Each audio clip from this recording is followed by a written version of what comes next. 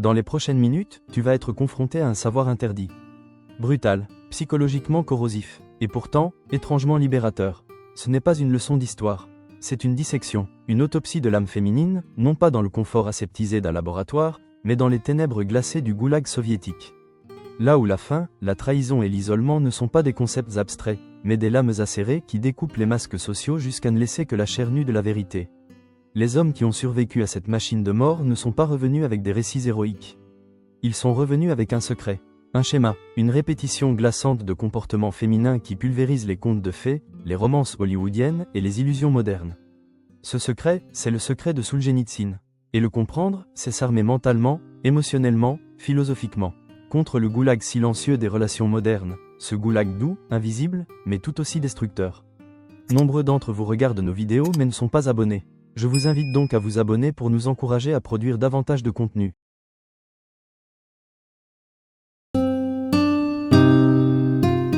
Pendant des siècles, les philosophes ont débattu de la nature de la femme, de l'amour et de la loyauté depuis le confort feutré de leur bibliothèque en bois de chêne ou les agoras baignées de soleil. Ils ont produit des théories élégantes, sublimes dans leur abstraction, mais totalement inutiles face à la brutalité nue de la vie et de la mort. Leur laboratoire, c'était l'esprit. Le nôtre, celui que nous allons pénétrer, fut construit par le NKVD. Ces cobayes, des millions d'hommes condamnés pour un mot, un regard, une plaisanterie. Arrachés à leur famille, jetés dans un broyeur de glace, de faim et de désespoir. Et la variable principale de cette expérience sociologique monstrueuse ? Les femmes qu'ils ont laissées derrière eux. Leurs épouses, leurs amantes, leurs mères, les gardiennes de leur mémoire, les ancres de leur vie passée. Ce que ces hommes ont découvert, à travers une douleur si profonde qu'elle défie le langage, c'est une taxonomie sombre de la psyché féminine sous pression. Ils ont cartographié les contours précis de l'amour conditionnel. Ils ont mis au jour des impératifs biologiques capables d'effacer une vie entière d'affection. En un seul instant, ce savoir fut payé en sang, en gelure, en âme brisée. C'est la pilule rouge ultime, forgée non pas dans les forums internet, mais dans le pergélisol de Colima. Alexandre Solzhenitsyn, grand chroniqueur de cette agonie, n'a pas seulement documenté la brutalité de l'État dans ses œuvres monumentales, L'archipel du Goulag et une journée d'Ivan Denisovitch. Il a enregistré, avec une précision glaciale, les lettres qui ne sont jamais arrivées. Les papiers de divorce qui, eux, sont bienvenus. Les murmures échangés sur des couchettes gelées, longtemps après l'extinction des feux. Il nous a donné les données. Notre tâche, les décrypter. Aller au-delà de l'horreur. Extraire les principes intemporels. Brutaux. Ce n'est pas de la misogynie. C'est de la reconnaissance de motifs à l'échelle historique. C'est comprendre les mécaniques du cœur humain pour ne plus jamais être pris au dépourvu. Le bénéfice de ce savoir ? Une liberté froide, lucide. La capacité de voir le monde tel qu'il est, et non tel qu'on voudrait qu'il soit. C'est la fin de la trahison naïve, et le début de la véritable force souveraine. Imagine un homme, appelons-le Yevgeny, jeune ingénieur brillant de Leningrad. Son crime ? Être trop talentueux, trop prometteur, une menace pour un petit fonctionnaire du parti. Un soir, le coup à la porte. L'arrestation. Son monde se réduit à la taille d'un fourgon noir. Son seul réconfort, l'image de sa femme, Anna. Son sourire, son salut depuis la fenêtre de leur appartement. Il est jugé, condamné à 10 ans de travaux forcés pour espionnage. Une accusation absurde, mortelle. Il est expédié, pendant des semaines, dans un wagon souillé d'excréments, vers un camp à Voruta, au nord du cercle polaire. Son existence devient une équation de calories. 500 grammes de pain s'il atteint la norme en bois ou en charbon. 300 s'il échoue. Les hommes meurent d'une écharde, d'une toux, ou simplement en s'allongeant dans la neige, décidant de ne pas se relever. Pendant un an, Yevgeny survit grâce à 2 choses, le pain et l'espoir. L'espoir incarné par Anna. Il écrit dès qu'il le peut, sur des bouts de papier précieux. Il y verse son âme. Il parle du passé, du futur, de son amour inaltérable. Il lui assure qu'il est innocent, fort, qu'il reviendra. Il attend une réponse, un signe qu'il existe encore, quelque part, hors des barbelés. Les mois passent et rien. Son esprit, affaibli par la faim, commence à imaginer le pire. Peut-être est-elle morte, peut-être est-elle en prison. Cette angoisse est un poison plus puissant que le froid. Puis, après 14 mois, une lettre arrive. Ce n'est pas le paquet épais et chaleureux qu'il espérait. C'est mince, officiel. D'une main tremblante, gelée, il l'ouvre. Ce n'est pas Anna. La lettre ne vient pas d'Anna. Elle vient du tribunal soviétique de Leningrad. Un avis de divorce, initié par elle, fondé sur sa condamnation et son exil. Attaché à ce document officiel, un mot manuscrit, bref, cruel dans sa simplicité, « Yevgeny, pardonne-moi. C'est trop difficile, je dois penser à ma vie maintenant. Ne cherche plus à me contacter. Je me suis remarié. Anna, le choc n'est pas émotionnel. Il est physique, un coup de botte dans la poitrine. L'air quitte ses poumons. Le monde, déjà gris, devient noir et blanc. Le dernier pilier de sa résistance s'effondre en poussière. Ce soir-là, il ne mange pas sa ration de pain. Il la donne. Il fixe le plafond du baraquement. Et la volonté de lutter, la volonté d'endurer l'insupportable, s'évapore. Il n'a pas été tué par une balle de garde, mais par quelques lignes d'encre sur une page. Son corps errera encore quelques mois, coquille vide, jusqu'à ce qu'une pneumonie mineure, que des hommes plus forts repoussent, l'emporte doucement. Cette histoire n'est pas unique. Solzhenitsyn en documente des milliers. Il écrit « L'épouse d'un prisonnier devait choisir immédiatement, renoncer à son mari ou se résigner à la ruine. » Et combien était capable d'un tel héroïsme? 1 sur 100, 1 sur 1000. C'est la première loi du secret de Solzhenitsyn. La probabilité d'abandon est inversement proportionnelle au coût social et matériel de la loyauté. L'amour n'est pas une ressource infinie. C'est une monnaie, et lorsque le taux d'échange s'effondre, la plupart des portefeuilles sont liquidés. Est-ce de la cruauté? De la faiblesse? Solzhenitsyn et les sociologues qui ont étudié ce phénomène pointent quelque chose de plus profond. Quelque chose de biologique, d'évolutionnaire. Les femmes sont les vecteurs de la vie. Leur impératif biologique premier, survivre et pourvoir à leur progéniture. Elles sont hyper-games par nature, programmées pour rechercher le meilleur protecteur, le meilleur pourvoyeur. La valeur d'un homme est liée à son statut social, ses ressources, sa capacité à projeter force et sécurité. En un instant, l'État a tout retiré à Yevgeny. Il n'était plus ingénieur brillant, plus pourvoyeur, plus protecteur. Il était un zèque, un condamné, un paria social, une impasse génétique. S'associer à lui, c'était inviter la ruine sur elle et ses enfants potentiels. Son amour, aussi sincère fût-il, était conditionné à son statut. Et quand ce statut fut annihilé, l'amour, pour la majorité, ne survécut pas. L'abandon n'était pas nécessairement malveillant. C'était souvent un acte brutal, pragmatique, de préservation évolutive. Elle ne le trahissait pas. Elle se sauvait. Comprendre ce calcul biologique froid, c'est le premier pas vers la neutralisation de la douleur de la trahison. Tu n'es pas trahi pour ce que tu es. Tu es écarté pour ce que tu es devenu, ou n'es plus, dans le marché de la survie. Mais l'histoire ne s'arrête pas au Yevgeny. Il y avait une autre race de femmes. Rares, l'exception qui confirme la règle. Solzhenitsyn les appelait les épouses de zèques ou les épouses décembristes, en référence à ces nobles femmes qui suivirent leurs maris exilés en Sibérie après la révolte avortée de 1825.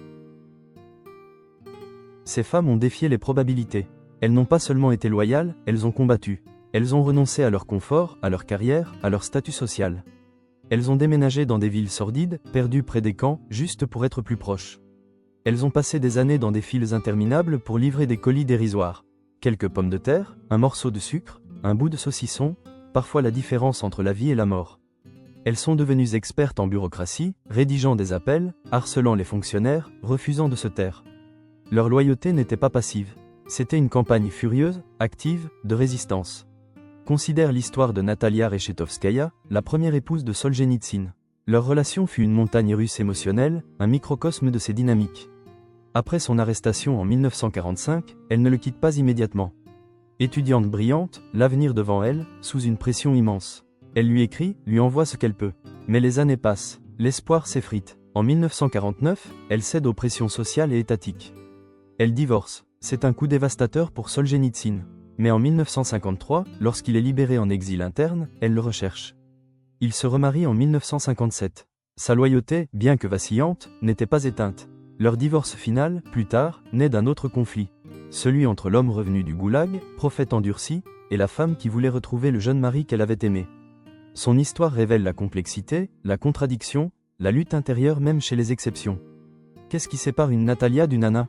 Quelle alchimie de caractère crée une épouse décembriste? Solzhenitsyn suggère une combinaison rare, une force personnelle immense, une conception presque spirituelle de l'amour, au-delà des circonstances matérielles.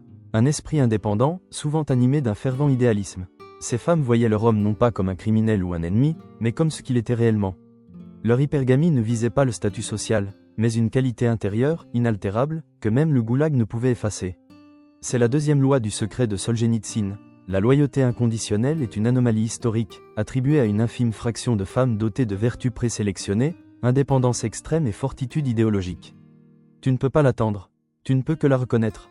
Et, si tu as la chance de la rencontrer, la chérir avec une gratitude immense. Parier ta survie émotionnelle sur la rencontre d'une telle femme, c'est parier contre la maison dans un jeu où les chances sont historiquement catastrophiques. Mais ce n'est pas de l'histoire ancienne.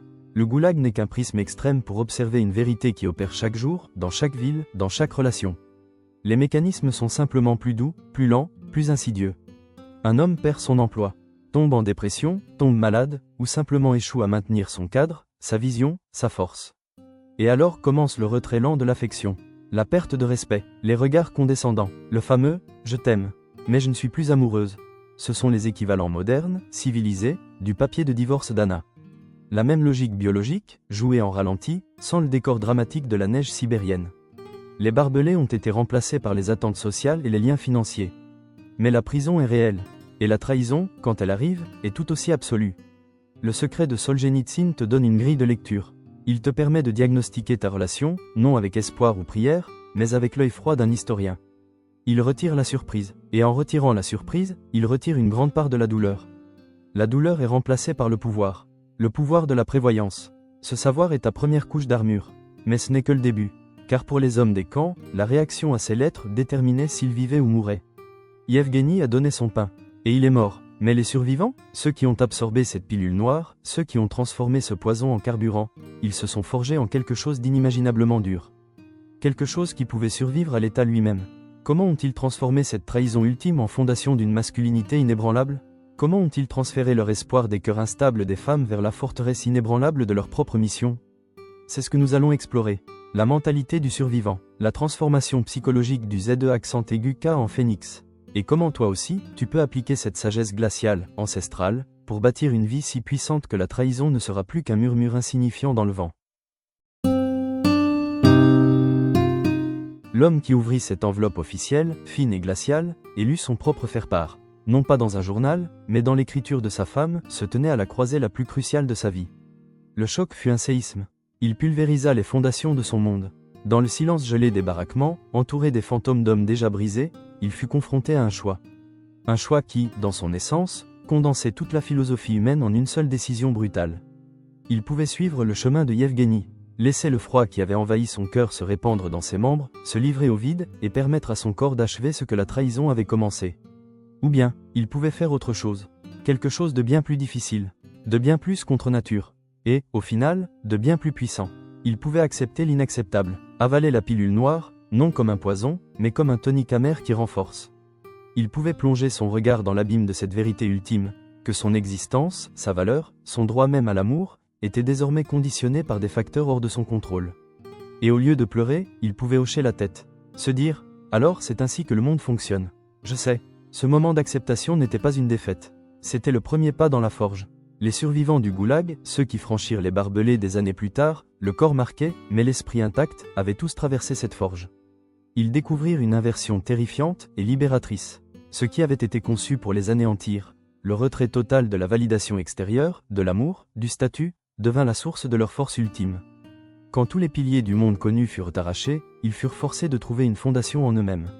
Solzhenitsyn appelait ce processus l'ascension. Il écrivit « Ce n'est que lorsque je gisais sur la paille pourrie de la prison que je sentis en moi les premiers frémissements du bien. Béni sois-tu, prison, d'avoir été dans ma vie. Ce n'est pas la gratitude masochiste d'un homme brisé. C'est le rugissement triomphant d'un homme qui a découvert la vérité fondamentale du pouvoir masculin. Ta valeur ne peut pas être donnée. Donc elle ne peut pas être retirée. Elle doit être forgée dans les flammes privées de ta souffrance et martelée sur l'enclume de ta volonté inébranlable. » La trahison d'une femme, aussi intime soit-elle, n'était pas un verdict sur son âme, mais un reflet de sa nature, un retrait d'une ressource qu'il n'aurait jamais dû considérer comme acquise. Cette transformation exigeait une transmutation totale de l'espoir. L'espoir est une chose dangereuse. Dans le monde extérieur, l'espoir était placé dans une lettre, dans une femme, dans un système de justice, dans une réunion future. L'espoir extérieur était un fil fragile, et lorsqu'il se rompait, l'homme saignait, émotionnellement, irrémédiablement. Les survivants ont appris à tuer ce genre d'espoir. Ils ont pratiqué une chirurgie psychologique sur eux-mêmes, extirpant le besoin cancéreux de salut extérieur. À sa place, ils ont cultivé un autre type d'espoir. Un espoir glacial, résilient, basé uniquement sur leur propre volonté. Leur espoir n'était pas d'être sauvés, mais de pouvoir endurer la prochaine minute, la prochaine heure, le prochain coup de marteau. Leur monde, autrefois vaste et terrifiant, 10 ans de condamnation, s'est réduit à un défi immédiat, les 5 prochaines minutes.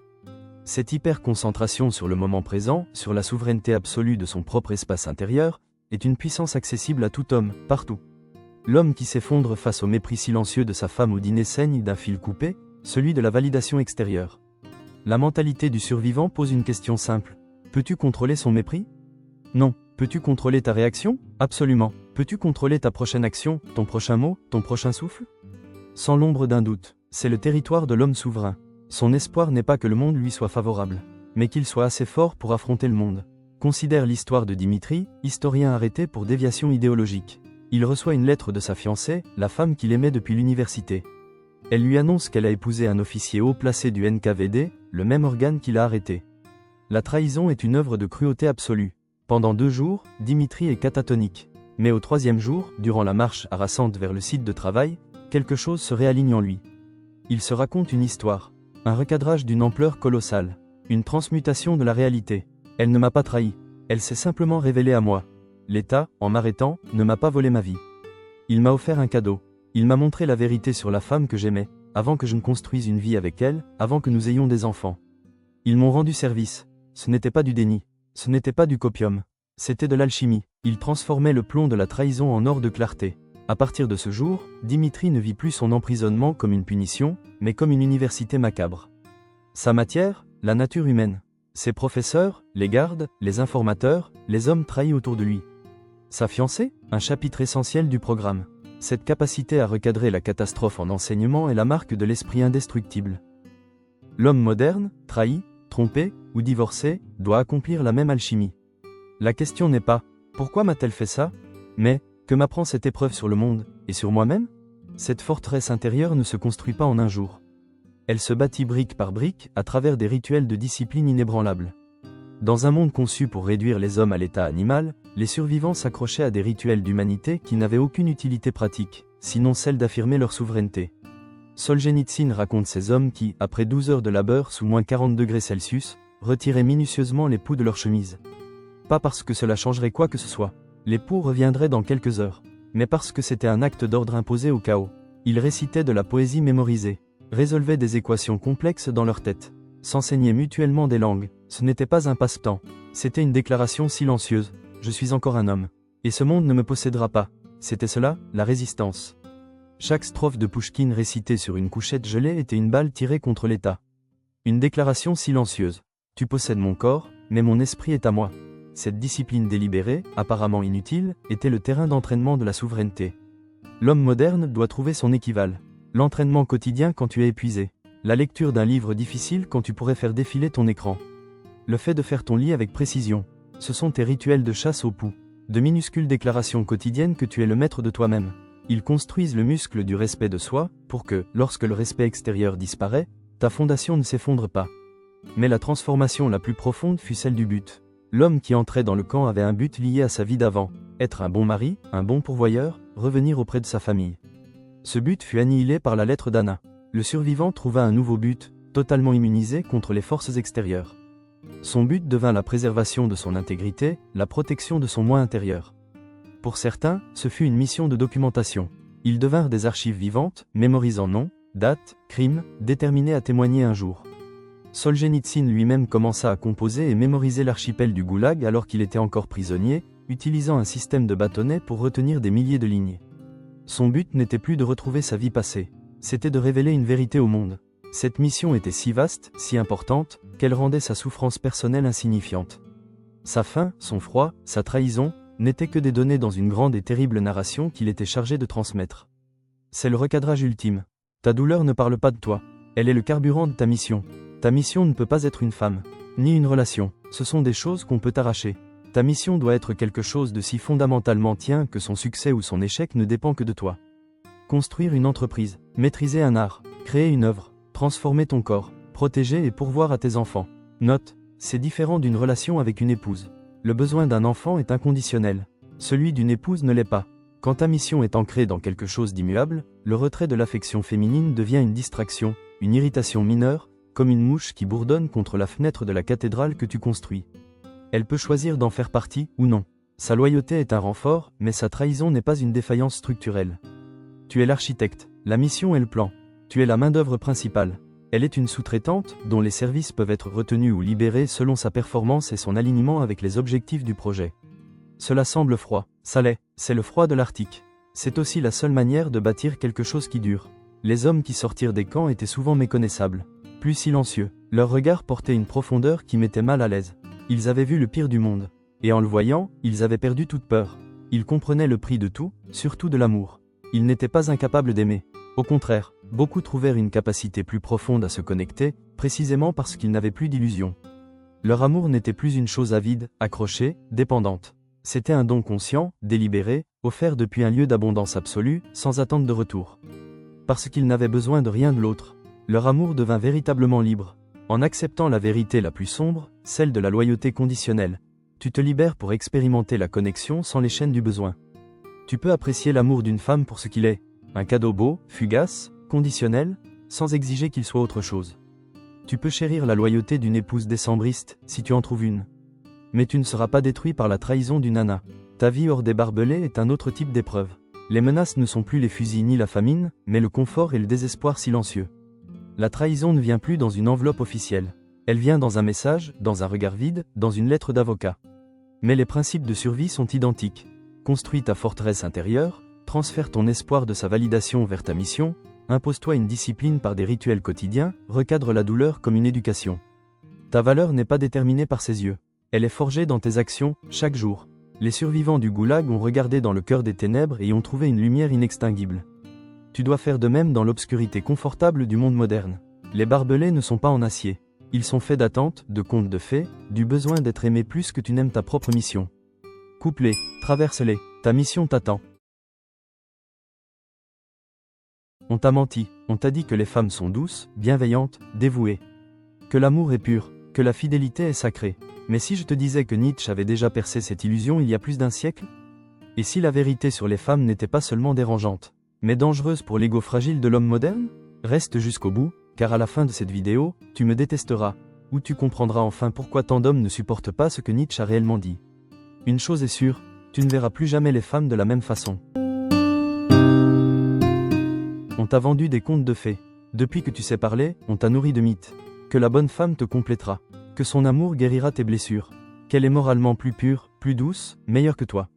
Nietzsche a dénoncé cette illusion comme l'un des plus grands mensonges que les hommes s'infligent à eux-mêmes. Pas parce que les femmes sont mauvaises, mais parce que les hommes sont lâches. Trop effrayés pour affronter la vérité brute, sans filtre. Ce que tu appelles amour, c'est souvent juste du besoin déguisé en vertu. Tu ne l'adores pas, tu adores ce qu'elle représente, la validation. Un sens à ta vie, une échappatoire à ton propre vide. Et elle le sait, Nietzsche ne haïssait pas les femmes. Il haïssait les mensonges que les hommes racontent à leur sujet.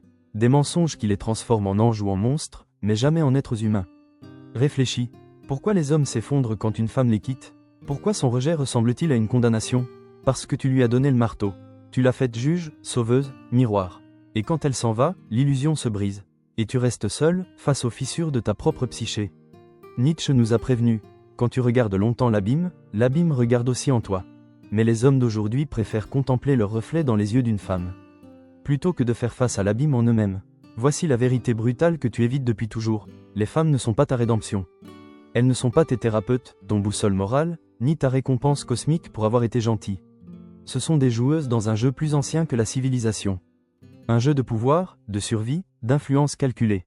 Pendant que les hommes bâtissaient des empires, les femmes perfectionnaient un empire plus subtil, celui de la prise émotionnelle. Pas parce qu'elles sont manipulatrices par nature, mais parce que l'histoire ne leur a laissé aucun autre choix. Pas d'épée, elles manient le silence, pas d'autorité, elles perfectionnent la persuasion. Et les hommes modernes? Toujours aveugles, parce qu'admettre cela, c'est admettre qu'ils ont été les jouets. Tu dis que tu l'aimes, mais ce que tu aimes, c'est la façon dont elle te fait te sentir vu, choisi, suffisant. Ce n'est pas de l'amour, c'est une addiction, et comme tout addict, tu rationalises, tu marchandes, tu t'abaisses pour garder la dose. Nietzsche l'avait vu, il y a des siècles, la demande d'être aimé est la plus arrogante des prétentions. Et pourtant, les hommes continuent de s'agenouiller devant l'autel de l'approbation féminine, mendiant des miettes d'affection, appelant ça de la dévotion. Mais voici la question que personne n'ose poser, et si elle n'était pas ta délivrance, mais ton épreuve? Une épreuve que la plupart des hommes échouent, parce qu'ils préfèrent vénérer, plutôt que voir. Alors brisons une dernière illusion, le mythe de l'innocence féminine. Elle ne t'a jamais conquis, elle t'a laissé croire que tu la conquérais. Ce regard grand ouvert, ce toucher délicat, cette façon de se dissoudre dans la vulnérabilité. Tu appelles ça de la pureté. Nietzsche appelait ça du pouvoir. Pendant que les hommes exhibent leurs muscles et leur argent, les femmes ont maîtrisé l'art de la reddition stratégique. Elles ne dominent pas, elles invitent à être dominées et dictent ainsi les règles du jeu. Réfléchis, qui contrôle vraiment l'intimité? Qui décide du rythme de l'engagement?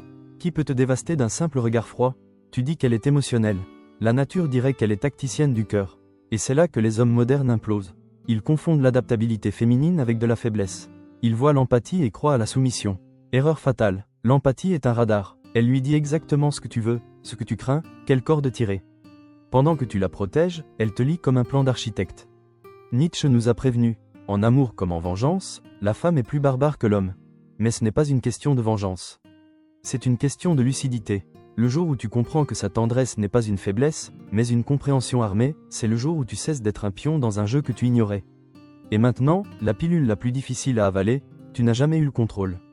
Pas quand tu payais les dîners, pas quand tu jouais au protecteur, pas même quand elle murmurait « J'ai besoin de toi », parce que le besoin n'est pas une reddition. C'est une négociation. Et les hommes, ils négocient avec leur propre illusion. L'illusion que ses larmes signifient qu'elle est brisée. Elles ne le sont pas. Elles signifient qu'elle communique. L'illusion que sa soumission est une victoire. Ce n'est pas le cas. C'est un choix. Nietzsche l'a dit crûment, tout en la femme a une seule solution, la grossesse. Mais oublie le choc. Regarde le fond. Ce qu'il disait, c'est que la biologie est une stratégie. Et les hommes qui ignorent cela ne perdent pas contre les femmes. Ils perdent contre leur propre aveuglement. Alors, où cela te laisse-t-il? À un carrefour. Tu peux continuer à t'accrocher aux contes de fées, à croire que les femmes sont des anges ou des démons. Ou tu peux faire ce que la nature exige, voir clair. Non pas pour les haïr, mais pour respecter le jeu. Parce que le jeu ne changera pas. Mais toi, tu le peux.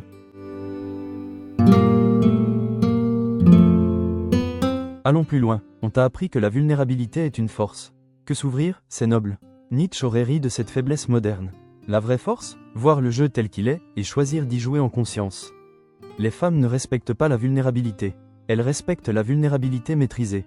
L'homme qui partage juste assez pour créer l'intimité, mais jamais au point de perdre le contrôle. C'est une vérité brutale que la psychologie moderne confirme, mais n'ose jamais dire à voix haute. Réfléchis, quand une femme te teste par le silence, la jalousie, le retrait. Ce n'est pas de la cruauté, c'est de l'évolution. Ce sont les mêmes tests qu'elles utilisent depuis des millénaires pour distinguer les forts des faibles. L'homme qui la poursuit quand elle s'éloigne échoue. Celui qui reste impassible réussit. Nietzsche avait compris cette danse primitive. Toute la nature de la femme est une solution au problème de comment prendre la position faible en apparence tout en étant forte. Les hommes modernes s'effondrent face à ces tests.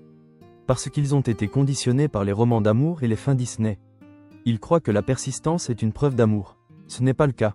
C'est une preuve de dépendance. Et la dépendance est le plus puissant des répulsifs. Regarde ce qui se passe quand un homme intègre vraiment cette vérité. Il cesse de craindre les humeurs féminines. Il cesse de voir son comportement comme un jugement de sa valeur. C'est là que la dynamique de pouvoir s'inverse. Non par domination, mais par maîtrise de soi. Voici ce que Nietzsche voulait vraiment dire sur les femmes. Elles sont le test ultime de réalité. Quand un homme fait d'une femme son but, il a déjà perdu. Mais quand il fait de la maîtrise de soi son but, il devient indéniable. Pas parce qu'il manipule, mais parce qu'il a compris la plus vieille vérité de toutes. Le seul amour qui vaut la peine est celui donné librement à un homme qui n'en a pas besoin pour se sentir complet. Le monde moderne des relations est un champ de mines. Des dynamiques de pouvoir invisibles que la plupart des hommes ne voient même pas. Nietzsche l'avait anticipé, la manière dont la civilisation allait adoucir les hommes tout en aiguisant l'instinct féminin. Pendant que les hommes construisaient des vies confortables, les femmes conservaient leurs compétences ancestrales, lire les micro-expressions, détecter la dépendance, sentir les glissements de pouvoir en un seul regard. Ce n'est pas une conspiration, c'est de la biologie évolutive, raffinée par des siècles de nécessité. Ce qu'on ne t'enseigne pas, c'est que chaque interaction romantique est une négociation cachée. Quand elle te demande « À quoi tu penses ?», ce n'est pas une simple question. C'est une sonde émotionnelle. Quand elle retire son affection après une dispute, ce n'est pas de la mesquinerie. C'est l'expression ultime du pouvoir féminin, l'accès sélectif. Nietzsche l'avait saisi, les femmes comprennent la valeur de la rareté mieux que n'importe quel économiste. La marchandise, leur attention. Le prix, ton autonomie. Ironie douloureuse, la plupart des hommes paient ce prix volontairement. Et appellent ça de l'amour. Ils confondent obsession et passion, attachement et dévotion. Mais voici la vérité inconfortable. L'attraction réelle ne peut coexister avec la dépendance. Le jour où un homme fait d'une femme son centre émotionnel, il devient prévisible. Et la prévisibilité, c'est la mort du désir. Nietzsche l'a dit, le véritable homme de connaissance doit pouvoir aimer ses ennemis. Mais aussi haïr ses amis. Car le vrai pouvoir réside dans la souveraineté émotionnelle. La psychologie moderne contourne cette vérité avec des platitudes sur l'attachement sain. Mais la nature va plus loin. Tout attachement est une vulnérabilité. La vraie question n'est pas « dois-tu te connecter ?», mais « peux-tu te connecter sans te perdre ?» La plupart des hommes échouent à ce test. Spectaculairement, ils deviennent soit dominateurs, une surcompensation transparente, soit suppléant, une confession de faiblesse. Le rare homme qui trouve l'équilibre devient magnétique, non parce qu'il joue un rôle, mais parce qu'il est réellement indifférent au résultat. Ce n'est pas de la manipulation, c'est de la possession de soi.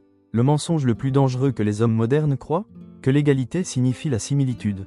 La nature se moquerait de cette naïveté. Hommes et femmes sont des organismes différents, façonnés par des pressions évolutives différentes.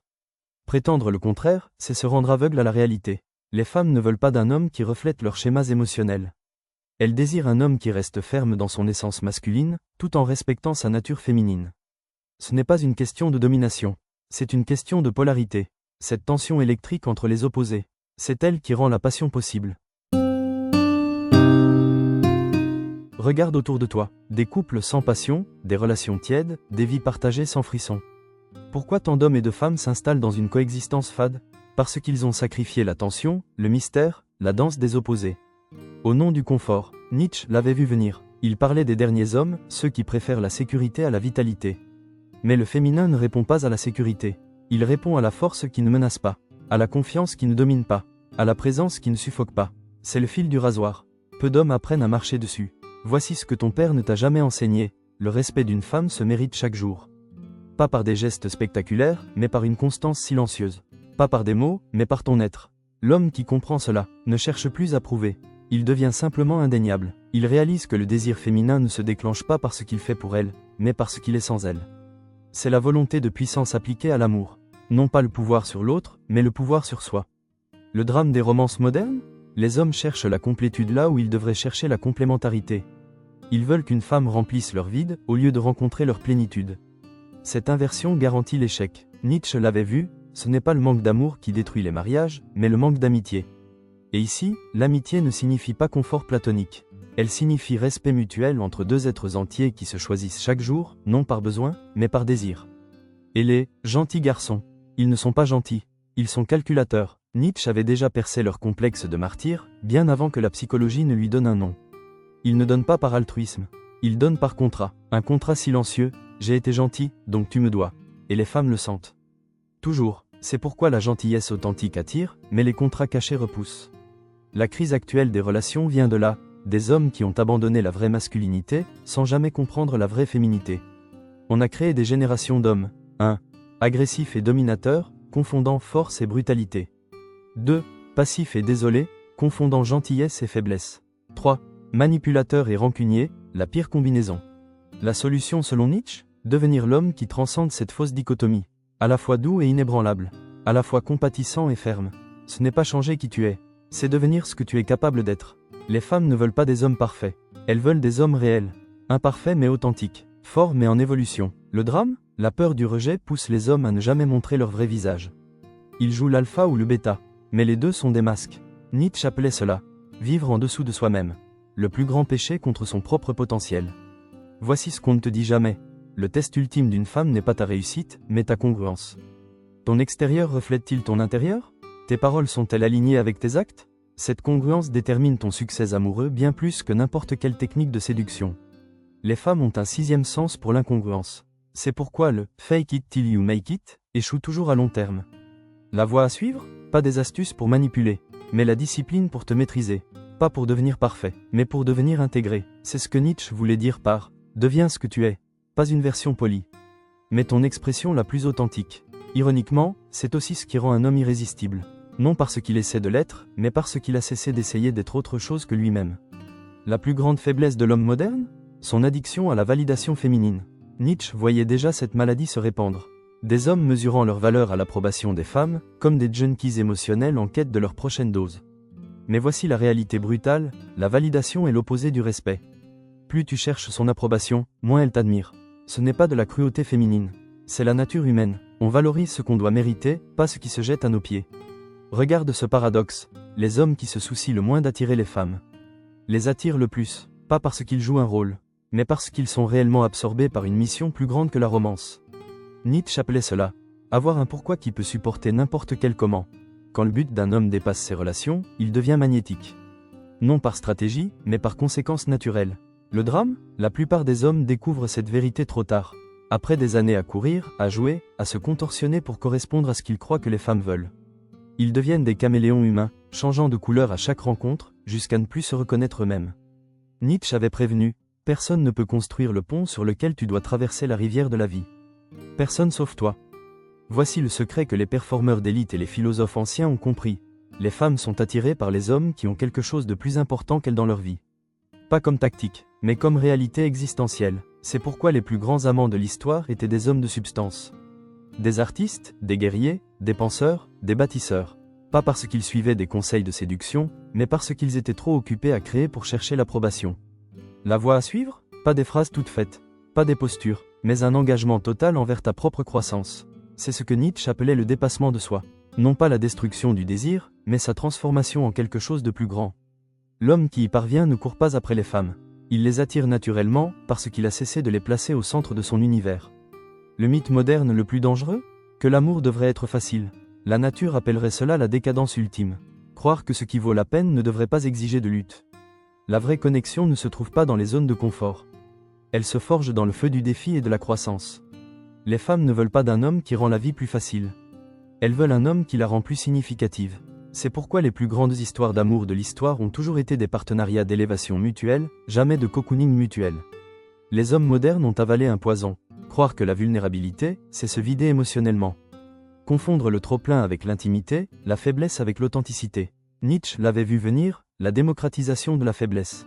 La vraie force, ce n'est pas cacher ses émotions, c'est les maîtriser. L'homme qui peut s'asseoir dans l'inconfort sans avoir besoin de se justifier ou de se mettre en scène. C'est lui qui inspire le respect, pas par domination, mais par contenance intérieure.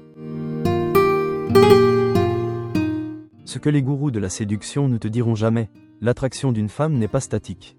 C'est une réponse évolutive à ta propre évolution. L'homme qui cesse de grandir, qui devient prévisible, devient lentement invisible. Nietzsche l'avait compris, il faut encore porter en soi un chaos pour pouvoir enfanter une étoile dansante. Les hommes les plus attirants ne sont pas ceux qui ont tout compris, mais ceux qui sont clairement en ascension. Agités, curieux, toujours en devenir. Et voici l'ironie ultime. Plus tu te concentres sur ta propre transformation, moins tu t'inquiètes des techniques de séduction. Non pas parce que tu cesses de t'intéresser aux femmes, mais parce que tu commences à t'intéresser davantage à ton propre potentiel. C'est l'inversion que peu d'hommes atteignent. Passer de relations basées sur le besoin à des connexions fondées sur le choix. De « je suis avec toi parce que j'ai besoin de toi » à « je te choisis parce que je le veux ». Ce basculement change tout. Pas seulement ta vie amoureuse, mais ton existence entière. Le monde moderne des relations repose sur un mensonge fondamental, que les désirs masculins et féminins sont identiques. La nature a déchiré cette illusion avec une précision chirurgicale. Les femmes ne désirent pas ce que les hommes désirent. Et refuser de reconnaître cette différence transforme les relations en champ de bataille silencieux. Le féminin ne veut pas être traité comme un copain. Il veut être rencontré avec une clarté masculine. Pas de domination, mais de décision. Pas de contrôle, mais du leadership. Ce ne sont pas des constructions sociales. Ce sont des impératifs biologiques, affinés par des millénaires d'évolution. Et voici ce que personne n'ose admettre. Le test ultime d'une femme n'est ni ton salaire, ni ton statut. C'est ta capacité à rester centré sous pression. Quand la vie s'effondre, quand les émotions débordent, est-ce que tu restes ancré? Ou est-ce que tu te dissous dans le chaos? Nietzsche vénérait le stoïcisme, non comme une répression émotionnelle, mais comme la maîtrise de son monde intérieur. L'homme qui traverse les tempêtes sans se perdre inspire un respect qu'aucun compte en banque ni aucun corps sculpté ne peut acheter. Les femmes ne tombent pas pour la stabilité, elles tombent pour la force forgée dans l'adversité. Le drame de la masculinité moderne? Les hommes ont été éduqués à chercher la permission là où ils devraient revendiquer leurs responsabilités. Ils hésitent, négocient, doutent, quand ils devraient agir avec conviction. La nature appelle cela la paralysie de la volonté, la malédiction de l'intellectualisation excessive qui stérilise l'instinct. Observe la réaction d'une femme quand un homme cesse de demander « Est-ce que c'est ok ?» et commence à déclarer « Voici qui je suis ». Ce passage de la quête d'approbation à la possession de soi est le moment où l'attraction s'enflamme, ou s'éteint. Il n'y a pas de juste milieu. Nous sommes à un point de rupture culturelle. Les hommes doivent choisir. Continuer à s'accrocher au fantasme de l'égalité sans effort ou reconnaître les vérités profondes sur la polarité et le pouvoir. Ce n'est pas une régression, c'est une évolution. Les relations qui survivront dans cette nouvelle ère ne seront pas celles fondées sur la bienséance, mais celles forgées dans l'authenticité brute. Là où les hommes osent être des hommes, et les femmes peuvent répondre à cette énergie sans s'excuser. Dernier mot de Nietzsche, deviens ce que tu es, et aie le courage de le rester. Le reste n'est que commentaire. Le mensonge le plus toxique des relations modernes? Que l'amour signifie l'acceptation inconditionnelle. Nietzsche appellerait cela la philosophie du lâche. L'espoir désespéré d'être aimé sans être digne. Voici la vérité brutale que ton thérapeute ne te dira pas. L'amour est toujours conditionnel. Pas dans un sens marchand, mais dans l'exigence silencieuse que tu dois continuellement mériter le respect par tes actes. Les femmes ne veulent pas un projet, elles veulent un partenaire qui les inspire. Le jour où tu cesses de grandir reste le jour où tu commences à mourir dans ses yeux. Les hommes modernes ont été conditionnés à croire que la féminité est fragile. Rien n'est plus faux, le féminin est la force la plus puissante de la nature. Elle enfante des civilisations, façonne des cultures, et décide quelle lignée génétique perdure. Nietzsche l'avait vu, les femmes sont plus philosophiques que les hommes. Pas dans les débats académiques, mais dans leur compréhension instinctive des courants profonds de la vie. Le féminin ne demande pas protection. Il exige d'être rencontré par une énergie masculine égale, qui ne s'effondre pas sous son poids. Voici ce que le « red pill » rate. Devenir alpha ne signifie pas dominer les femmes. Cela signifie être si ancré dans sa mission que sa présence devient un complément, et non une complétude. Le véritable homme puissant ne craint pas la force féminine. Il s'en nourrit, il comprend qu'une femme de grande valeur le testera sans relâche. Pas pour le briser, mais pour révéler s'il est assez fort pour la mériter. Ces tests ne sont pas de la manipulation. Ce sont le système ancestral de contrôle qualité du féminin. Échoue, et tu ne sauras jamais pourquoi elle s'est détournée. Réussis, et tu débloques une connexion que la plupart des hommes ne font que fantasmer. L'ultime vérité nietzschéenne, la qualité de tes relations reflète la qualité de ton caractère. Tu n'attires pas ce que tu veux, tu attires ce que tu es. Quand un homme se plaint de ne rencontrer que des femmes toxiques, il révèle bien plus sur lui-même qu'il ne le pense. Le marché des relations est brutalement efficace pour faire correspondre l'énergie à l'énergie. Tu veux de meilleurs partenaires ? Deviens un meilleur homme, pas comme stratégie, mais comme manière d'être.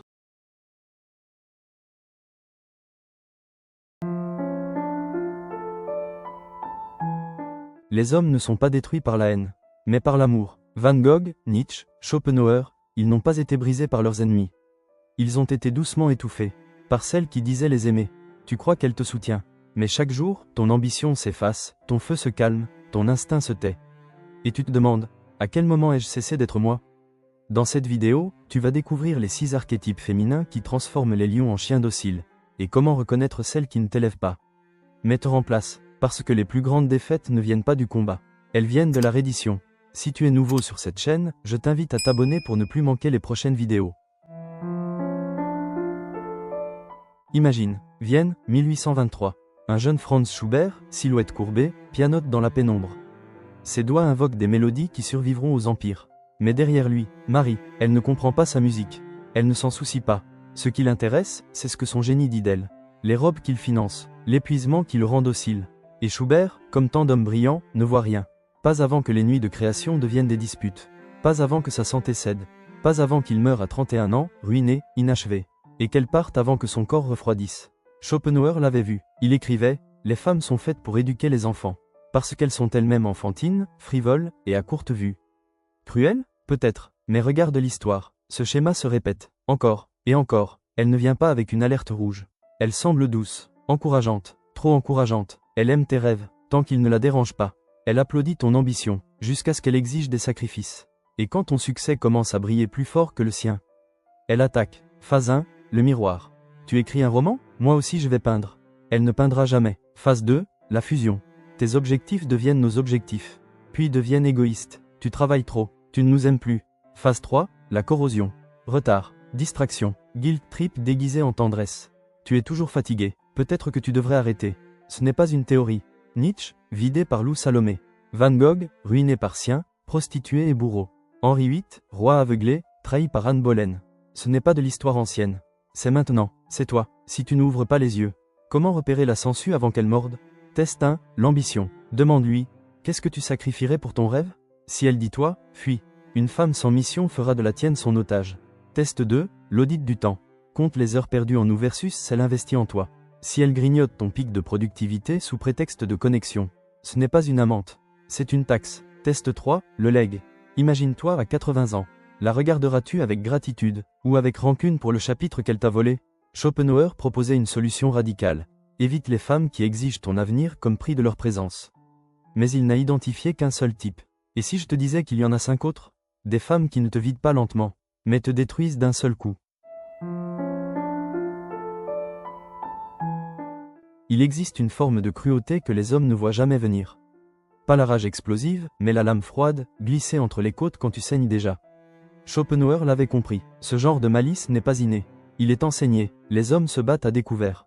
Les femmes, elles, apprennent à tuer en silence. Et la plus dangereuse d'entre elles, la traîtresse. Elle ne crie pas, elle ne frappe pas, elle sourit, elle écoute, elle attend. Lord Byron, poète romantique, libertin flamboyant, mais derrière les vers, une lente exécution. Annabella Milbank, sa femme.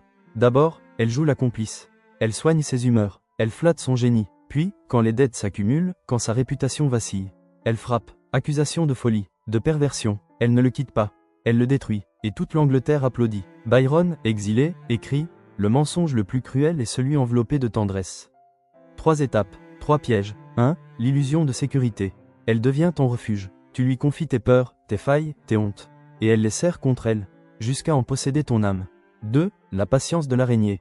Elle attend, pas quand tu es fort, mais quand tu es à genoux, mort d'épuisement, brisé par le deuil, ruiné par le doute. 3. La torsion du couteau. Elle ne t'attaque jamais frontalement. Elle distille tes secrets. Elle manipule ton entourage. Elle transforme ta douleur en preuve contre toi. Schopenhauer appelait ça la tyrannie des faibles. Une femme qui ne peut te vaincre physiquement apprend à te détruire socialement. Nietzsche écrivait « Quand tu regardes l'abîme te regarde. La traîtresse est cet abîme. Elle t'étudie, elle te reflète, elle devient l'écho de tes insécurités, avant de les briser dans tes mains. » Oscar Wilde, intouchable, brillant, puis vient Lord Alfred Douglas. Et sa mère, la marquise de Queensberry. Pas de confrontation, juste une illusion de victoire, avant que la loi ne soit retournée contre lui. Prison, exil, mort dans l'oubli. Elle n'est pas dans les livres d'histoire. Elle est dans tes messages privés. C'est la copine qui enregistre tes crises et les publie quand tu veux partir. C'est la femme qui dépose une plainte le jour où tu perds ton emploi. C'est la collègue qui rit à tes blagues et les utilise pour te faire virer. Schopenhauer avertissait, plus la vie d'un homme repose sur sa réputation, plus une femme peut le détruire. Et aujourd'hui, la réputation est monnaie. 3 tests de survie. 1. Le test du secret. Confie-lui une faiblesse. Observe sa réaction. Si elle compatit, tout en soulignant ton défaut, je ne te juge pas. Mais c'est quand même grave. Elle est en train de te cartographier. 2. L'audit de loyauté. Regarde comment elle traite ceux qui ne lui servent à rien. Si elle trahit les autres, elle te trahira. 3. La simulation de crise. Imagine ta vie qui s'effondre. Perte d'emploi, maladie, scandale. Est-ce qu'elle reste ou est-ce qu'elle allume l'allumette? Schopenhauer proposait une solution brutale. Ne jamais donner à une femme le pouvoir de te ruiner. Indépendance financière. Aucune femme ne doit contrôler ton argent, ton toit, ton nom. Armure de réputation. Construis une vie que même une accusation ne peut effacer. Détachement émotionnel. Aime, mais ne dépend jamais, car un homme qui a besoin de l'approbation d'une femme lui tend déjà le couteau. Mais, et si le danger n'était pas la trahison? Et si le poison le plus insidieux était celui qui ne te détruit pas, mais te remplace? Il existe un vol plus intime que l'argent, plus violent que les secrets. Le vol de ton essence. Schopenhauer voyait ce crime comme profondément féminin. Pas parce que les femmes sont mauvaises, mais parce que la société leur enseigne l'art de remodeler. Pas de confronter. Elle ne t'aime pas, elle aime ce qu'elle peut faire de toi. Et si tu résistes, elle ne te brise pas. Elle t'efface, et installe un pantin dans ta peau. L'histoire murmure leur nom dans les ruines des grands hommes. Paris, 19e siècle. Auguste Rodin n'est pas encore un titan. Il est affamé, hanté par le besoin de sculpter la passion brute. Puis vient Rose Beuret, dévouée, douce, inspirante. Mais lentement, elle polit son art. Les formes deviennent lisses, la rage devient tendresse. Quand il sculpte le baiser, son style n'est plus sauvage. Il est vendable. Rose ne l'a pas soutenu. Elle l'a édité. Et quand Camille Claudel, amante et génie, tente de le ramener à sa vérité, Rose l'a fait interner. Rodin survit, mais son âme est creuse. L'imposteur ne détruit pas, elle refait. 3 étapes. 1. L'appât. Elle identifie ton manque, validation, appartenance, mission. Et se présente comme la réponse. Avec moi, tu seras enfin vu. 2. Le ciseau. D'abord, une remarque. Cette chemise ne te va pas. Puis, tes amis te freinent. Enfin, tu serais plus heureux si tu abandonnais ta passion. 3. La contrefaçon. Ton ancienne vie devient un brouillon jeté. Ton style, tes loisirs, ton langage. Tout porte ses empreintes. Schopenhauer écrivait « Les femmes veulent être dirigées par un homme qui fait ce qu'elles veulent. L'imposteur ne veut pas un leader. Elle veut un projet. » Nietzsche, le philosophe du pouvoir, fut lui-même réécrit par sa sœur, Élisabeth. Après sa chute mentale, elle prend ses manuscrits. Elle ne les publie pas. Elle les transforme, et fait de Nietzsche un emblème nazi. L'homme qui haïssait les masses devient leur mascotte. Voilà l'horreur ultime. Elle ne change pas seulement l'homme. Elle change sa mémoire. Elle ne porte pas de cape noire.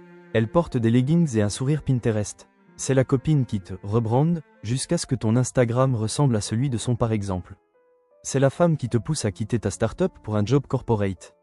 Le même que celui de son père. C'est la muse qui t'inspire, à condition que son visage soit sur chaque toile. Schopenhauer l'avait vu venir. Le plus grand talent d'une femme, te faire croire que ses idées sont les tiennes. Comment la repérer avant de disparaître? 1. Le test de l'écho. Écoute ces phrases. On devrait déménager. On doit s'habiller plus mature. Elle ne voit pas un homme. Elle voit une matière première. 2. L'audit du passé. Regarde tes anciennes photos, mails, journaux. Ton toi actuel est-il une évolution ou une greffe étrangère? 3. Le test de résistance. Ressort une vieille passion, une opinion controversée, un hobby enfantin. Est-ce qu'elle t'encourage ou est-ce qu'elle te punit par le silence, le sarcasme, la manipulation?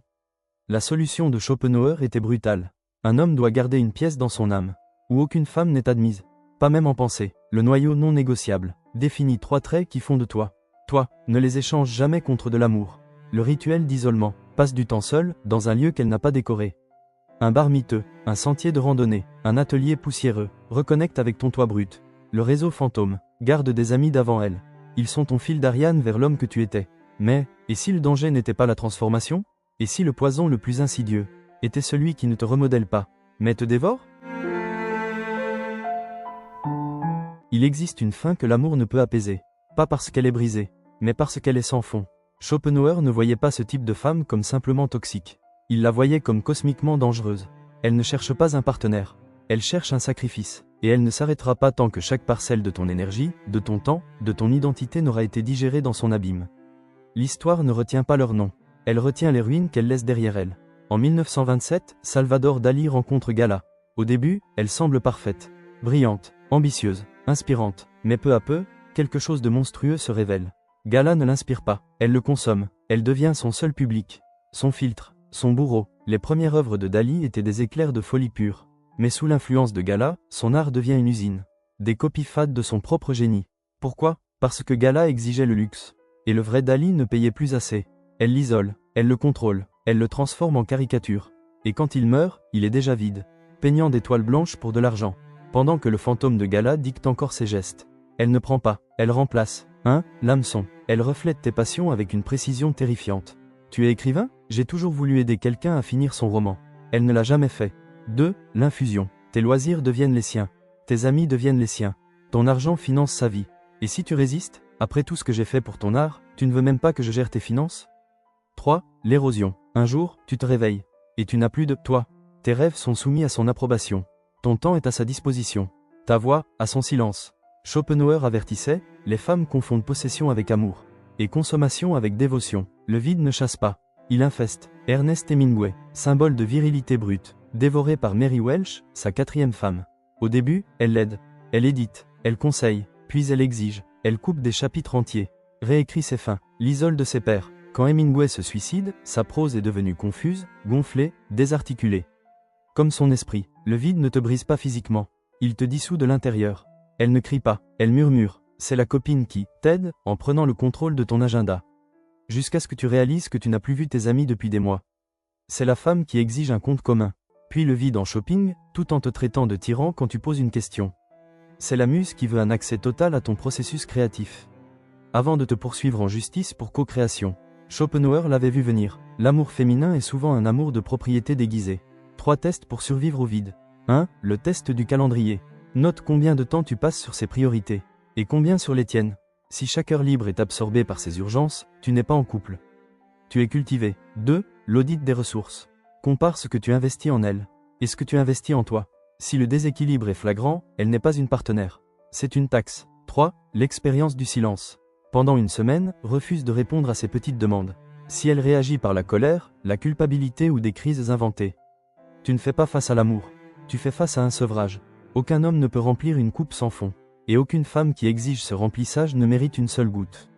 Le périmètre de fer définit des limites non négociables, temps, argent, création, et défends-les sans excuse. Le test d'isolement, déconnecte-toi régulièrement. Si elle te punit pour ça, ce n'est pas une amante. C'est une geôlière. Le prisme du legs. Demande-toi, si je mourais aujourd'hui, ma tombe dirait-elle, partenaire de X? Ou le nom de ce que j'ai construit? Mais, et si le danger n'était pas la consommation? Et si le poison le plus insidieux était celui qui ne te vide pas, mais te contamine? Il existe une damnation particulière, réservée aux hommes qui confondent euphorie et amour.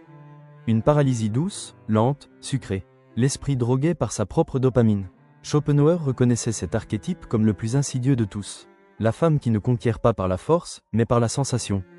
Elle arme le plaisir. Chaque baiser contient un poison. Chaque caresse, une corrosion. Et peu à peu, ta volonté, ton jugement, ton âme s'effacent. Les plus grands esprits de l'histoire se sont échoués sur ces rivages. En France, au XVIIIe siècle, le marquis de Sade n'était pas qu'un libertin. C'était un philosophe du désir. Un homme qui voulait exposer la mécanique brute du plaisir humain. Mais même lui fut dépassé par Madame de Sanon. Noble, légendaire, ses salons étaient des pièges dorés. Au début, son monde était enivrant. Vin à l'opium, débauche murmurée, le frisson d'être choisi par la femme la plus dangereuse de Paris. Mais ceux qui restaient trop longtemps découvraient l'horreur. Leur capacité à ressentir la joie ordinaire disparaissait. La nourriture devenait fade sans ses épices. La musique creuse sans son ambiance. Même leur passion passée, livres, art, philosophie, semblait puérile face à son univers électrique.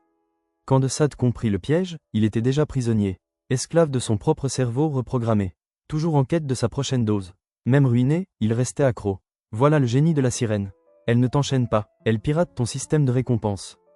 L'appât, elle t'offre un plaisir si précisément taillé dans tes manques secrets, que tu crois au destin. Tu n'as jamais été vraiment vivant. Laisse-moi te montrer. 2. L'hameçon. Elle se lie aux états de pic, sexe, drogue, adrénaline. Ton cerveau l'associe à la félicité elle-même. 3. La pourriture. La vie normale devient insupportable. Tes amis te semblent ternes, ton travail vide. Tu ne te sens réel qu'en sa présence. Alors tu abandonnes tout, pour une autre dose. Schopenhauer avertissait, plaisez à l'appât, mais le crochet est l'âme. La sirène n'a pas besoin d'être belle. Elle doit être puissante. Lord Byron, poète rebelle, rencontra Lady Caroline Lamb. Elle ne l'a pas séduit par la beauté, mais par le chaos. Balade à cheval à minuit. Scandale public. Théâtre suicidaire. Quand Byron tenta de fuir, elle lui envoya des lettres écrites avec son propre sang. Sa poésie, autrefois acérée, devint un délire d'obsession et d'autodestruction.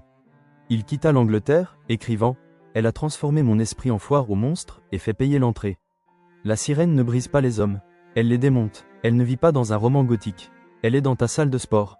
Tes messages privés, ton retrait de bien-être. C'est la fille qui t'initie à la cocaïne, juste pour essayer. Puis contrôle ton approvisionnement. C'est la guérisseuse tantrique qui brouille les limites professionnelles. Jusqu'à te faire payer 500 $ l'heure pour réaligner ton énergie. C'est la muse polyamoureuse qui exige que tu désapprennes la jalousie. Tout en monopolisant ton cœur. Schopenhauer l'avait vu venir. Le pouvoir féminin ne réside pas dans le refus du plaisir, mais dans sa distribution. Comment la repérer avant d'être accro ? 1. Le test du sevrage. Passe un mois sans elle. Te sens-tu lucide ou vidé ? Si l'absence ressemble à une désintoxication, tu n'es pas amoureux. Tu es dépendant. 2. L'audit des coûts. Liste ce que tu as sacrifié, santé, argent, amitié. Demande-toi, ferait-elle la même chose pour toi ? 3. Le plaisir fantôme. Explore ton vice sans elle. Si la cocaïne te semble fade sans sa main, ce n'est pas une partenaire. C'est une fournisseuse. La solution de Schopenhauer était clinique. Pour affamer un parasite, il faut d'abord cesser de le nourrir. Le jeûne dopaminique. 90 jours sans contact, sans fantasme, sans substitut. L'inventaire du plaisir. Réapprends à savourer les expériences brutes. Un livre, un entraînement, un lever de soleil, sans elle comme intermédiaire. Le protocole du témoin. Confie ton addiction à un ami qui a survécu à sa propre sirène. La honte meurt à la lumière. Mais, et si le danger n'était pas le plaisir ? Et si le poison le plus insidieux était celui qui ne t'enivre pas, mais qui prétend être Dieu ? Il existe une forme d'enfer réservée aux hommes qui confondent amour et dévotion. Pas le tourment brûlant de la passion, mais le vide froid, sans air, d'un sanctuaire. Schopenhauer identifiait cet archétype comme le plus dangereux spirituellement. La femme qui ne veut pas un partenaire, mais une congrégation. Elle ne sera satisfaite que lorsque tes genoux seront usés par la prière, ta voix éteinte par les mantras et ton identité dissoute dans l'acide de son droit divin. Les hommes les plus puissants de l'histoire se sont effondrés devant ces déesses autoproclamées. Berlin, année 1920. Carl Jung, psychologue légendaire, se laisse envoûter par une femme qui n'est ni amante, ni muse, mais quelque chose de bien plus périlleux. Toni Wolff, brillante, énigmatique, convaincue de sa propre importance cosmique. Au début, Jung est fasciné par ses idées sur la mythologie et l'inconscient. Mais leur partenariat intellectuel se transforme. Wolff devient son oracle. Elle interprète ses rêves avec autorité. Elle dicte ses patients, ses théories, ses choix. Quand Jung résiste, elle retourne sa propre philosophie contre lui. Si tu crois en l'anima, tu dois te soumettre à sa sagesse. Ma sagesse. Quand il se libère enfin, son œuvre est truffée de ses intrusions. Sa réputation liée à son culte. Voilà le chef-d'œuvre de l'idole. Elle ne demande pas juste la loyauté. Elle réécrit ta théologie. 1. La révélation. Elle se présente comme illuminée. Chaque opinion devient prophétie. La plupart ne comprendraient pas. Mais toi, tu es différent. 2. L'alliance. Elle impose des rituels. Check-ins hebdomadaires. Partage obligatoire de journaux. Punition pour irrespect. La relation devient une religion. 3. L'Inquisition. Toute dissidence est une hérésie. Tu questionnes son jugement? Tu es spirituellement bloqué. Tu priorises ton travail? Tu trahis le féminin sacré. Schopenhauer l'avait vu venir. Les femmes qui ne peuvent être déesses deviennent tyrans. L'idole n'a pas besoin de beauté. Elle a besoin de certitude. Nietzsche, celui qui déclara « Dieu est mort », devint lui-même une parabole vivante. Lou Salomé, qu'il espérait guider, devint sa déité personnelle. Elle critique ses manuscrits comme des textes sacrés, écarte ses amis comme des influences impures, convainc Nietzsche que ses chefs-d'œuvre ne sont que des brouillons à corriger. Quand il proteste, elle l'excommunie. Son effondrement mental n'est pas un hasard. C'est le résultat d'un esprit qui a cédé sa souveraineté. L'idole ne brise pas les hommes. Elle les consacre, puis les brûle comme offrande. Elle ne porte pas de robe dorée. Elle porte des leggings et une bio de coach spirituel. C'est la copine qui exige que tu assistes à ses ateliers d'énergie féminine à 200 € par mois. Sous peine de déséquilibre karmique. C'est la femme qui transforme chaque dispute en test de ta dévotion au lien sacré. C'est la gourou flamme jumelle qui t'explique que tes échecs professionnels sont des punitions de l'univers. Pour avoir douté de votre connexion, Schopenhauer avertissait, aucun homme n'est vraiment esclave tant qu'il n'a pas confondu ses chaînes avec des fils sacrés. Comment la repérer avant d'être baptisé? 1. Le test d'hérésie. Exprime un désaccord mineur. Si elle réagit par la déception au lieu de la curiosité, tu fais face à un dogme, pas à une personne. 2. L'audit du pouvoir. Observe combien de fois tu demandes conseil, et combien de fois tu décides seul. Si elle contrôle ta coupe de cheveux, ton alimentation, tes amitiés. Tu n'es pas en couple. Tu vis dans une théocratie. 3. Le scénario d'apostasie. Imagine partir. Si l'idée te donne le vertige existentiel, elle n'a pas volé ton cœur. Elle a remplacé ton âme. La solution de Schopenhauer était blasphématoire. Pour détrôner un faux dieu, il faut uriner sur l'autel. Le rituel de profanation. Brise ses règles sacrées. Ignore un check-in. Porte la mauvaise tenue. Flirte avec une autre. Sa rage révélera l'humaine derrière la déesse. L'ancrage dans le réel. Reconnecte avec ceux qui te connaissaient avant elle. Ils sont la preuve vivante que tu existais hors de son récit. La prescription nietzschéenne. Écris ton antipasteur. Une liste de toutes les croyances qu'elle t'a implantées. Puis détruis-les une par une. Si ce texte résonne en toi, écris « souverain » en commentaire. Car voici le test final. Celui que la plupart des hommes échouent. Non pas dans la bataille, mais dans la victoire. Il arrive un moment dans la vie d'un homme où les écailles tombent de ses yeux. Pas avec la douceur d'une révélation, mais avec la déchirure viscérale de la chair arrachée à des crochets.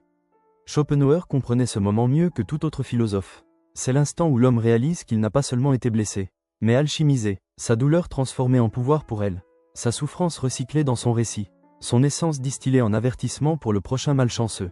Mais ce n'est pas la fin, c'est le commencement. En 1914, le peintre autrichien Egon Schiele est arrêté pour obscénité. Son crime, des nus trop crus, trop vrais, trop bruts. Le procès le ruine, financièrement, socialement, créativement, et pourtant, dans ce creuset, quelque chose d'extraordinaire surgit. Privé de mécènes, de réputation, de confort, Schiele peint enfin pour lui. Des portraits sans flatterie, sans séduction, sans performance, juste, vrai. À sa mort, à 28 ans, il avait accompli ce que peu d'artistes osent, créer sans permission. C'est ton plan. 1. L'amputation. Identifie chaque fragment de ta vie encore lié à elle. Les amis qui rapportent, les habitudes forgées pour lui plaire, même la musique hantée par son fantôme. Coupe tout, pas avec rage, mais avec la précision clinique d'un chirurgien retirant un tissu nécrosé. 2. Le jeûne. 90 jours sans contact romantique. Pas seulement avec les femmes, mais avec l'idée même de femme. Pas d'app, pas de fantasme, pas de « juste vérifier son profil ». C'est une désintoxication pour ton âme. 3. La réforme. Reconstruis ton monde autour d'un principe non négociable. Je ne troquerai plus jamais ma souveraineté contre de l'affection. Schopenhauer écrivait, les 40 premières années donnent le texte. Les 30 suivantes, le commentaire. Mais pour ceux qui ont survécu à une femme toxique, il n'y a pas de commentaire. Juste une terre brûlée, et la chance d'écrire quelque chose de neuf.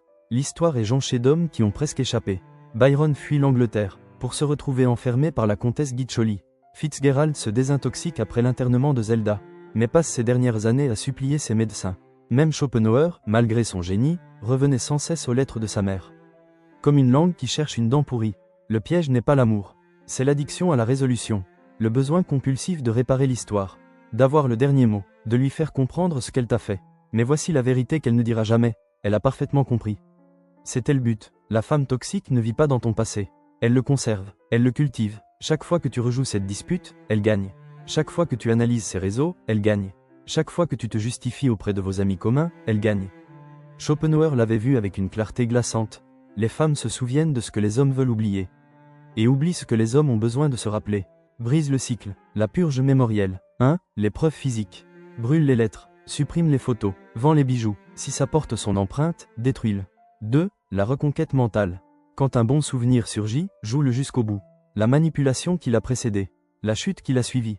Le contexte est l'antidote à la nostalgie. 3. Le blindage du futur. Quand tu t'imagines sa réaction à ton succès, pivote immédiatement. Vers ton toi plus jeune. Un mentor. Le futur que tu construis. En 1942, sous les bombes nazies à Londres, le psychiatre Viktor Frankl observe ceux qui lient leur survie à des facteurs extérieurs, promesse d'une femme, loyauté d'un ami, s'effondrent quand ces liens se brisent. Mais ceux qui cultivent une citadelle intérieure, un sens de soi que rien ne peut toucher, sortent vivants. Tu es dans ce camp maintenant. Voici comment bâtir ta citadelle. 1. La vérité centrale. Définis ce qu'aucune femme ne pourra jamais t'enlever. Ta curiosité, ton art, ta résilience, c'est ton sol sacré. 2. Le rituel quotidien. Chaque matin, 1 heure pour fortifier cette vérité. Écrire, soulever, coder, ce qui te rend plus toi. 3. Le test du siège. Quand la tentation revient, et elle reviendra, demande-toi, est-ce que cela agrandit ma citadelle, ou lui offre une clé? La version de Schopenhauer était plus sombre, mais tout aussi vraie, la volonté d'un homme est son seul bien qu'aucun voleur ne peut prendre, à moins qu'il ne la donne. Après des années à étudier les femmes toxiques, la sangsue, la traîtresse, la sirène, l'idole, la révélation ultime est celle-ci, elles ne sont pas l'exception. Elles sont la règle, pas parce que toutes les femmes sont toxiques, mais parce que toute relation peut le devenir quand le besoin est confondu avec l'amour. Les 6 archétypes ne sont que des variations, des saveurs différentes du même poison. Ton salut ne réside pas dans la recherche d'une femme non toxique, mais dans le fait de devenir un homme pour qui la toxicité est sans effet. La sangsue, tu es autonome. La traîtresse, ta réputation repose sur tes actes. La sirène, tu maîtrises ta dopamine. L'idole, tu ne te prosternes devant personne. C'est le savoir que Schopenhauer offrait. La seule façon de gagner, c'est de refuser de jouer. Alors ferme ce chapitre. Enterre l'épreuve. Laisse l'histoire la juger ou l'absoudre. Cela ne te concerne plus. Tes mains sont enfin libres. Maintenant, construis quelque chose qu'on ne peut t'enlever. Merci d'avoir suivi cette vidéo. Si elle t'a parlé, partage-la à un ami.